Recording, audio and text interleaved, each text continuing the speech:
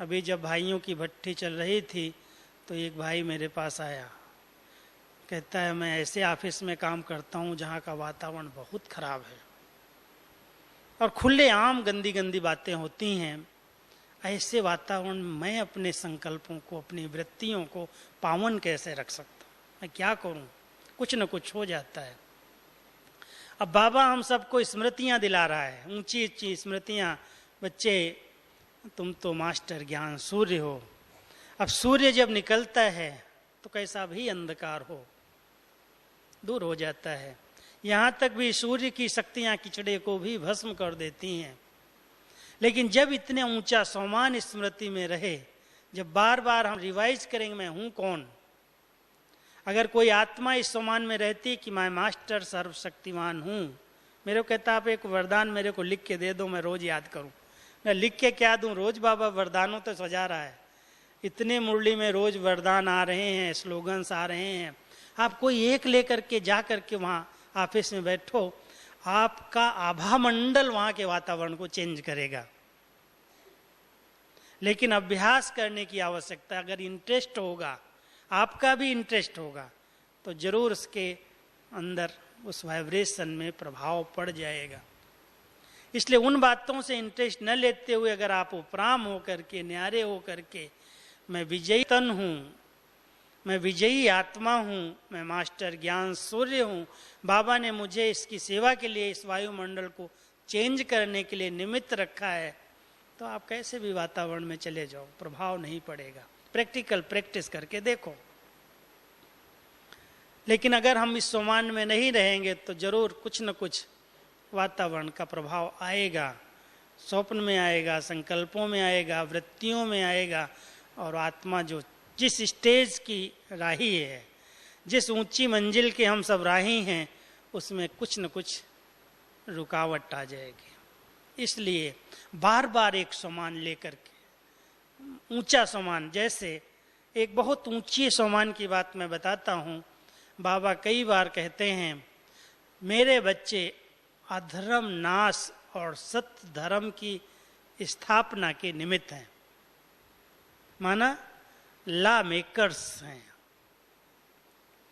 ईश्वरीय मर्यादा पुरुषोत्तम आत्माएं हैं। अब एक बहुत ऊंचा सोमान है ये। जब सत्य धर्म की स्थापना के लिए निमित्त बाबा ने हमको बनाया है, तो कोई भी अधर्म वाला कार्य, कोई भी मर्यादा के विपरीत कर्म धर्म स्थापक आत्मा खुद नहीं कर सकती है। अगर इस सोमान को बार बार स्मृति में लाया जाए कि बाबा ने मुझे सत्य धर्म की स्थापना के लिए निमित्त बनाया है, केवल बाबा अकेले धर्म की स्थापना नहीं कर रहा है, जितने बाबा के बच्चे हैं सब सत्य धर्म की स्थापना के निमित्त हैं। और जहाँ सत्य धर्म की बात आती है वहाँ ऊंची धारणाएं हैं, और धर्म में बहुत कुछ सहन करना पड़ता है। ऐसे सहज धर्म स्थापन नहीं हुए। आप हर धर्म स्थापक की जीवनी देख लो। धर्म स्थापक जिस समय धर्म स्थापन के लिए आए, उस समय उनको बहुत कुछ सहन करना पड़ा, बहुत कुछ सामना करना पड़ा, बहुत विरोध हुआ। बाबा का भी कितना विरोध हुआ। लेकिन सत्य धर्म की स्थापना के लिए आया हूं, इसलिए कुछ न कुछ तो सुनना पड़ेगा, सहन करना पड़ेगा। कितना लोगों ने अपमान किया, कितनी गालियां दी, कितनी ग्लानि की, किस किस बातों को हाईलाइट किया अखबारों में ब्रह्मा बाबा के लिए। लेकिन बाबा ने उसकी कोई परवाह नहीं की। ये नहीं कहा कि इसके ऊपर मानहानि का केस कर दो, इसने ऐसा क्यों बोला, ऐसा क्यों किया, मैं तो ऐसा करता ही नहीं हूं। हमेशा उनके दृष्टिकोण क्या रखा, ये निर्दोष हैं, इनको बेचारों को पता नहीं है कौन है, कौन कह रहा है, कौन स्थापना करा रहा है। तो बाबा की वो ऊंची स्टेज, हम बच्चों को भी बाबा कहता है बच्चे कुछ भी धर्म स्थापना के कार्य में नीचे ऊपर होता है, पेपर्स आते हैं, बातें आती हैं, लोग बोलते हैं, सुनो धैर्यता से सामना करो, हो जाएगा, पार हो जाएगा। बहुत स्टेप धैर्यता से लो, उस समय जोश ना आ जाए, उत्तेजित न हो जाओ, नहीं तो कहेंगे देखो ये भी कहता है मैं सत्य धर्म की स्थापना कर रहा हूँ, और गुस्से में आगे एक का 10 जवाब देता है। भले वो कितना क्रोध कर रहा हो सामने वाला, लेकिन अगर हम कुछ भी एक शब्द भी जोर से बोल देंगे तो कहेगा ये तो बहुत क्रोधी है, ये सत्य धर्म की स्थापना के निमित्त नहीं है। तो हम सबको बाबा ने जो ऊंचे लक्ष्य दिए हैं, उस लक्ष्य के अनुसार जब हम स्मृति स्वरूप आत्माएं बनती तो समर्थी आ जाती, और वो समर्थी आती है तो सफलता अपने आप सामने दिखाई देती है। मैं बालक सो मालिक हूं, कितना एक परिवार के बीच में, संगठन के बीच में स्मृति स्वरूप हमेशा स्मृति में रखो। कोई भी बात आती है, बाबा कहता है बच्चे तुम सब मेरे मालिक बच्चे हो, राजा बच्चे हो, लेकिन मालिकपन से केवल राय दो, अपनी बात रखो। वो बात संगठन में बड़ों के पास आई, वो कितनी मानी गई उसके पीछे नहीं लगो, वहां बालक बन जाओ।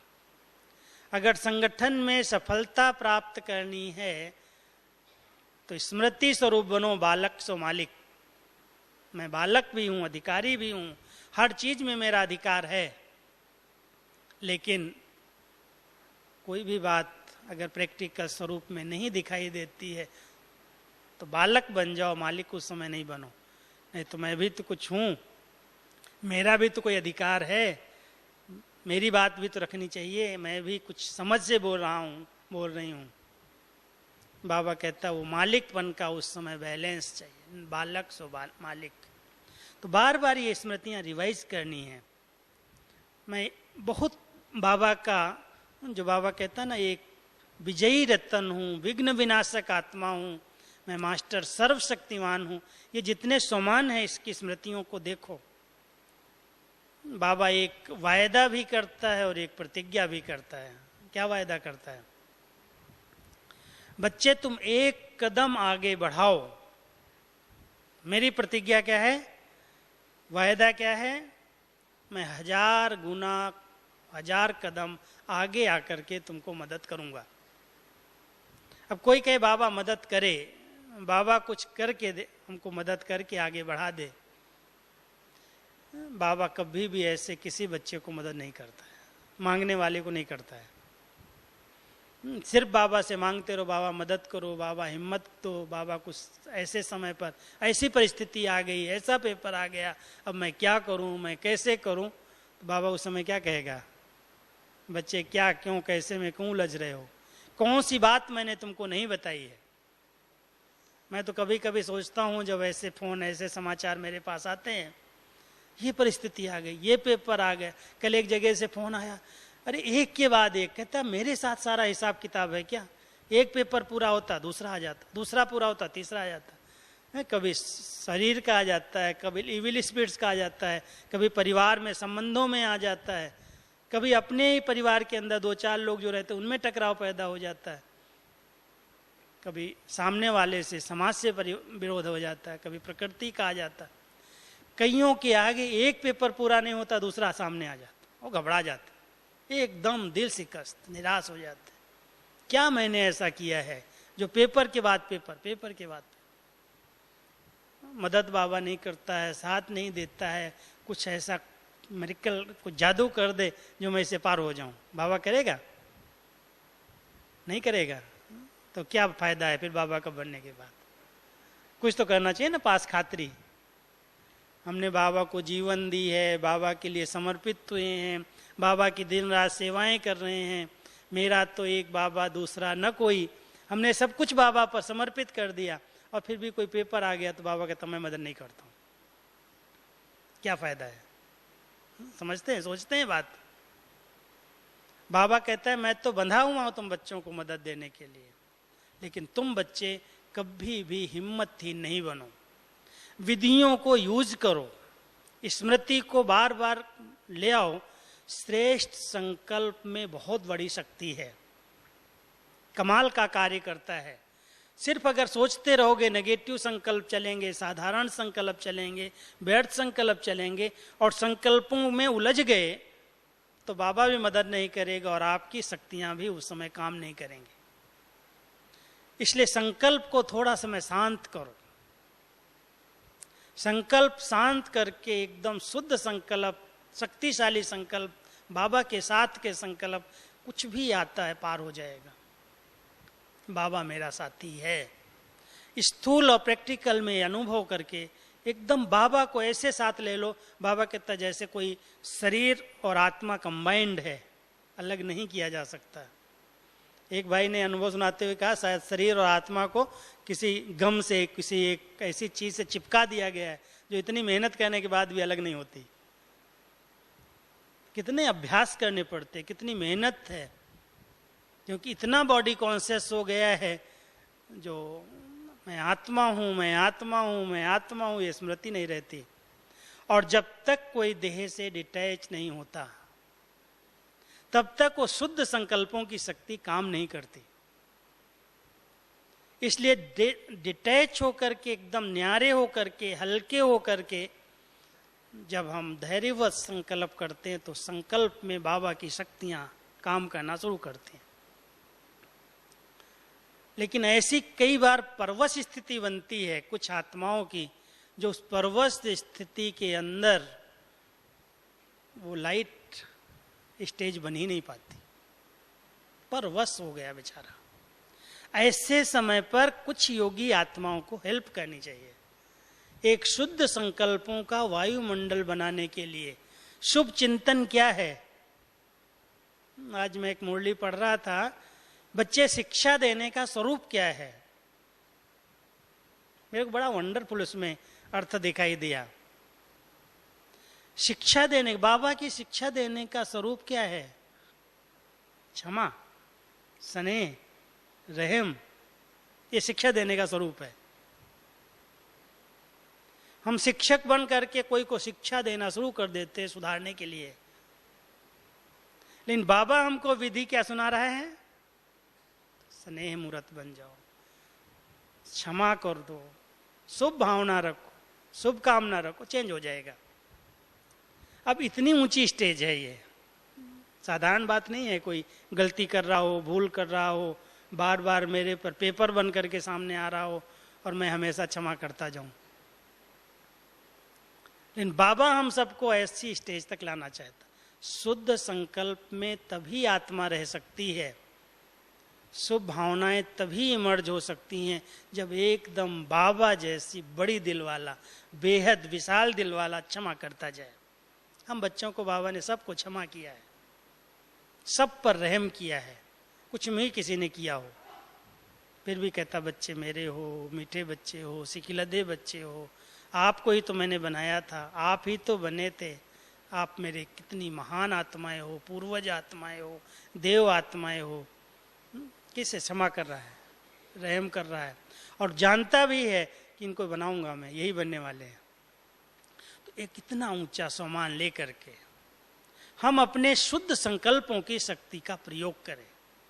पेपर आ रहे हैं, परीक्षाएं आ रही हैं, हम जानते हैं ये सब हो रहा है, टकराव की स्थितियां बन रही हैं, मैदान छोड़ने की जरूरत नहीं है। कई लोग मैदान छोड़ देते हैं, सेंटर छोड़ देंगे, स्थान छोड़ देंगे, कुछ कहेंगे इससे किनारा कर लो, इससे हट जाओ, बहुत परीक्षाएं यहाँ पर आती। बाबा कहता बच्चे डरने की जरूरत नहीं है, उसी स्थान पर रह करके योद्धा बन करके विजयी हूं, विजय मेरा जन्म सिद्ध अधिकार है और मेरा साथी स्वयं सर्वशक्तिमान बाबा है। ऐसे ऊंचे सम्मान में स्थित होकर के, ऐसी ऊंची स्थिति में नशे में रह करके एक श्रेष्ठ संकल्प का एक घेरा सवेरे सवेरे अमृत वेले अपने चारों तरफ से इमर्ज कर लो। अगर शुद्ध संकल्पों का घेराव उस लाइट के अंदर, उस शुद्ध वातावरण के बीच में मैं आत्मा रहती हूं, उस ओरे के अंदर रहती हूं, तो परीक्षाएं, कोई भी प्रकार की बातें, क्योंकि कलयुग के अंदर अंतिम पेपर, अंतिम परीक्षाएं क्या आएंगी? कोई यंत्र मंत्र करता है, कोई कुछ कर लेता है, कोई कुछ करता है, कोई ईर्ष्या के बस, कोई स्वार्थ के बस, कोई बदला लेने के लिए बहुत सारे नाटक रचते हैं। लेकिन मुझ आत्मा के ऊपर उसका प्रभाव न पड़े, उसके लिए बहुत श्रेष्ठ शुद्ध संकल्पों का लाइट का कवच चाहिए। और बाबा की लाइट के साथ यदि मैं आत्मा कंबाइंड हो जाऊं, वो बहुत प्योर लाइट है। हमारे अंदर भले कोई इम्प्योरिटी है भी, हम प्योर, अपने संपूर्ण प्योर अपने को नहीं कहला सकते, शरीर ये विकारों का है। लेकिन अगर बाबा की लाइट के साथ कंबाइंड हूं, इसलिए बाबा कहता है अपने आप को शिव शक्ति कंबाइंड स्वरूप समझो। पांडव हो तो पांडव पति के साथ कंबाइंड होकर के रहो।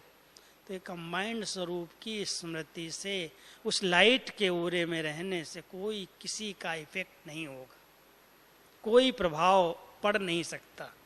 लेकिन स्मृतियों को बार बार इमर्ज करना पड़ेगा, विस्मृति न हो जाए, विधियां भूल न जाएं। अगर विधियां भूल गई तो सिद्धि नहीं मिलेगी। बाबा भले कहता है विधियों के बीच में बहुत समय गंवा रहे हो, ये विधि ये विधि ये विधि, अब सिद्धि स्वरूप बन जाओ। लेकिन सिद्धि स्वरूप बनने की तो विधि है, बिना विधि के सिद्धि स्वरूप नहीं बनते। इसलिए विधि, लेकिन वो विधि कोई मेहनत का अनुभव न कराए, वो स्मृति स्वरूप बनने की विधि।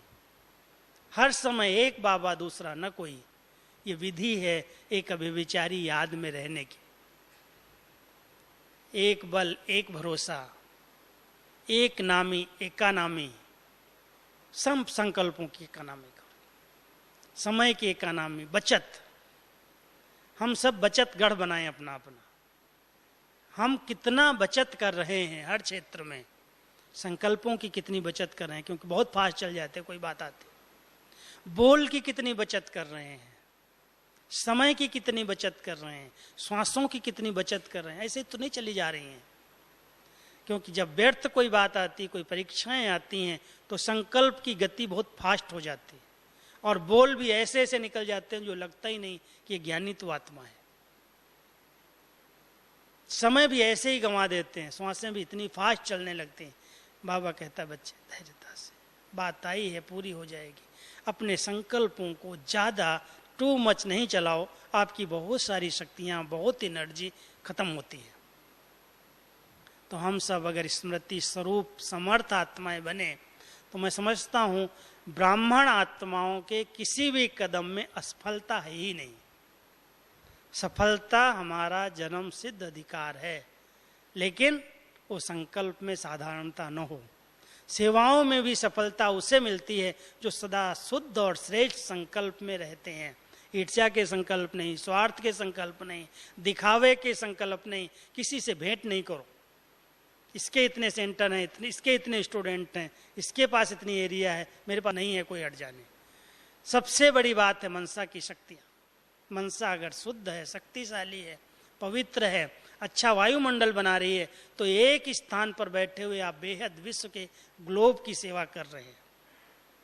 इसलिए कभी भी किसी भी बात में हदों में ना करके एक बेहद का दृष्टिकोण बनाना और बेहद की स्थिति में रह करके स्मृति स्वरूप रहना, ये सेवा का सबसे श्रेष्ठ और अच्छे से अच्छा साधन है। वृद्धि अपने आप होगी। जो बाबा के बच्चे हैं, छोटे से स्थान पर भी जितने हैं वो सब निकल आएंगे। लेकिन हमारी स्थिति ऐसी हो, जो बाबा कहता है बच्चे तुम चुंबक तो बनो, सुइयां अपने आप आ जाएंगे, सब आ जाएंगे। लेकिन पहले अपनी स्थिति को इतना श्रेष्ठ बना करके रखो। तो स्थिति को श्रेष्ठ बनाने का आधार स्मृति है, और स्मृतियों को विधि पूर्वक इमर्ज रखने से समर्थी आती, और जब समर्थी आती तो हमारी सफलता जन्म सिद्ध अधिकार है। ओम शांति।